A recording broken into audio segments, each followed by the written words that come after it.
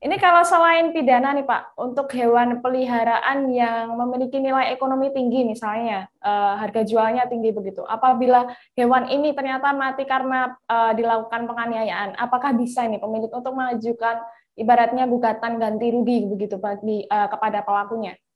Ya kalau yang jelas kita buktikan dulu bahwa salah apa tidaknya, bahwa apa itu dia melakukan penganiayaan apa enggak.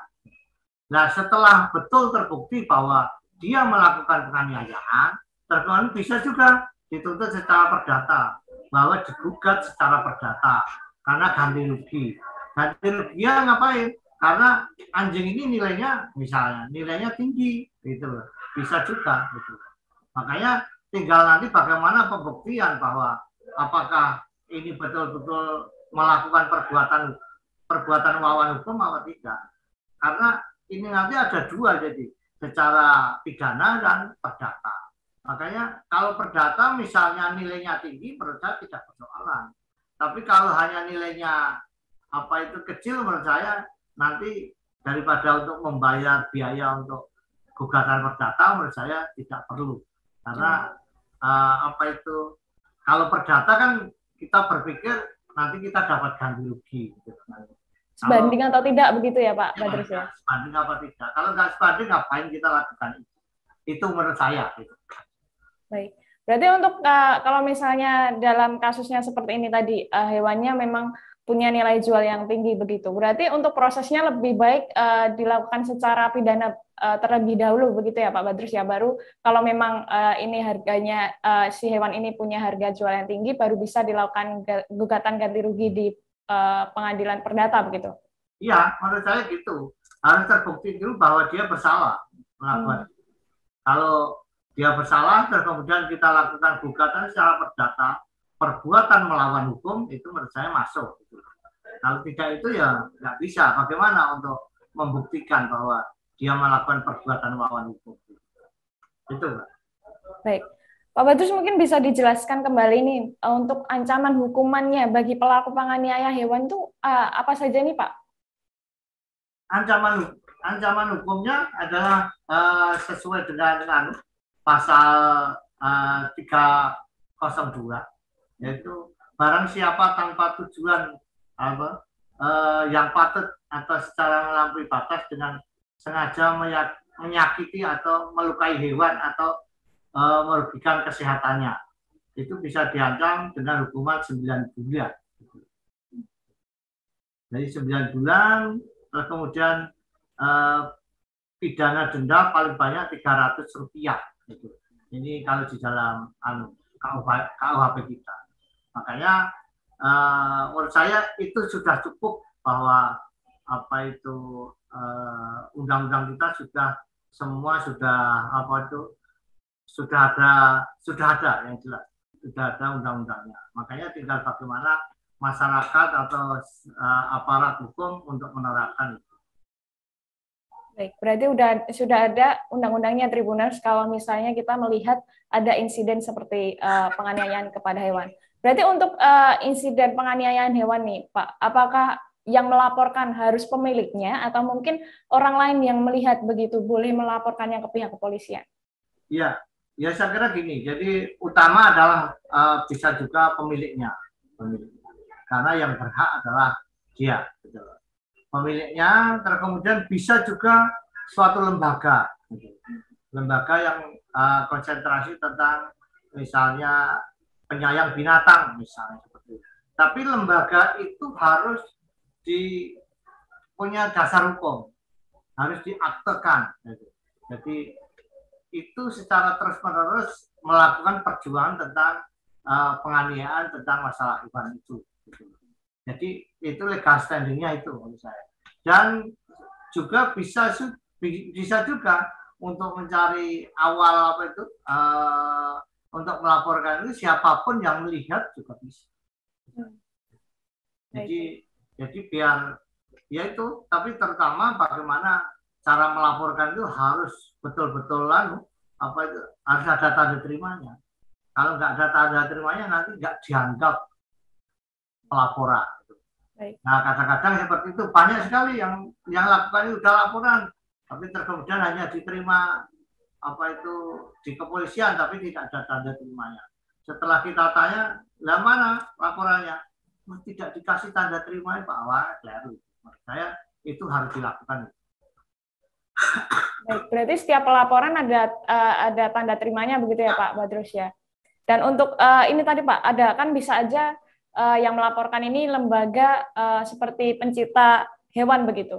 Untuk lembaga pencipta hewan, kalau misalnya dibandingkan begitu Pak, ketika kita sebagai masyarakat secara pribadi ingin melaporkan, apakah kita perlu nih untuk meminta bantuan pada lembaga pencipta hewan? Apakah ada perbedaannya ketika penegakan hukumnya dilakukan dibuktikan oleh lembaga pencipta hewan dengan perseorangan ini, apakah ada bedanya nggak sih Pak? Sebenarnya tidak ada bedanya, tapi kan hanya desakan itu lebih kuat pakai lembaga, desakan kepada aparat itu.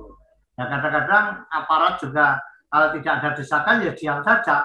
Makanya menurut saya sekarang ini banyak sekali di Solo aja banyak lembaga-lembaga tentang penyayang binatang itu banyak. Gitu. Kebetulan saya pernah menangani perkara-perkara seperti itu, terus kemudian juga yang yang telepon itu banyak sekali, bukan hanya penyayang kucing, ada yang anjing, ada yang macam-macam. Di Solo saya kira cukup luar biasa dinamisasinya tentang masalah perlindungan terhadap hewan. Saya kira sudah cukup luar biasa, banyak. Baik. Ini Pak, kalau misalnya tindakan membunuh hewan ini, kadang kan di Indonesia ini kan hewan itu masih bisa dikonsumsi sebagai makanan begitu. Tapi cara menyembelihnya hewan ini dengan cara yang tidak baik, misalnya seperti sapi itu digelonggong. Apakah itu juga termasuk penganiayaan nih Pak? Iya, saya kira itu termasuk penganiayaan dan di Boyolali kan pernah juga diproses itu. Jadi penggelonggongan itu bisa juga diproses itu. Makanya menurut saya bukan hanya penggelonggongan seperti sekarang ini ada di Solo misal sudah banyak juga anjing yang dibunuh disate tapi dengan cara-cara yang tidak baik. Sebenarnya menurut saya kalau disembelih secara baik menurut saya tidak persoalan gitu. Karena itu untuk konsumsi masyarakat juga.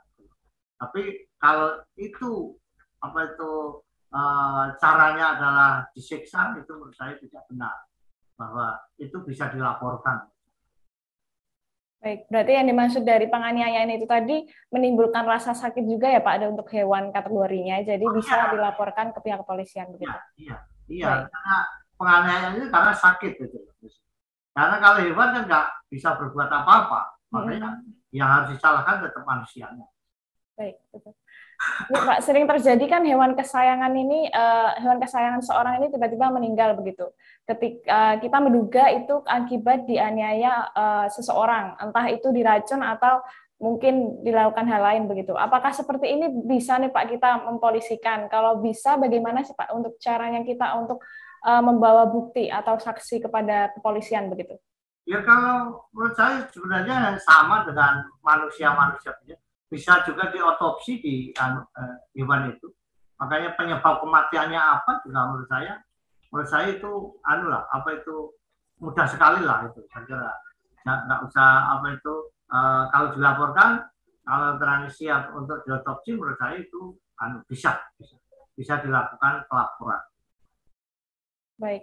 Untuk buktinya begitu Pak, kalau misalnya kita menduga kalau ada orang yang meracuni, apakah yang harus kita bawa nih Pak untuk melaporkannya ke pihak kepolisian? Makanya menurut saya yang harus, misalnya kita mau melakukan pelaporan, makanya yang harus kita persiapkan misalnya saksi, kemudian barang bukti yang itu menurut saya yang harusnya. Misalnya ditemukan misalnya racun di mana, terus kemudian setelah itu misalnya diotopsi racunnya apa sama, misalnya seperti itu kan sebenarnya simpel sebenarnya.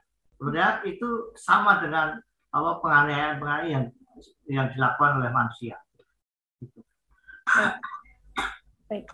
Kalau misalnya ada hewan ini di Kediri, Pak, misalnya ada kuping seorang anjing begitu yang dipotong dengan atas dasar kepentingannya karena keindahan begitu. Apakah termasuk ini unsur penganiayaan hewani, Pak? Kalau misalnya iya itu mengapa? Kalau tidak itu mengapa, Pak? Ya, menurut saya itu juga bisa dikatakan sebagai penganiayaan karena harusnya sempurna atau tidak sempurna. Gitu. Jadi menurut saya itu juga merupakan penganiayaan, gitu. Penganiayaan.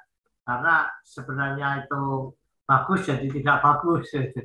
Itu biar bagaimanapun namanya hewan dia tidak bisa berbuat apa-apa, makanya yang harus wajib melaporkan ada yang punya misalnya, yang melaporkan.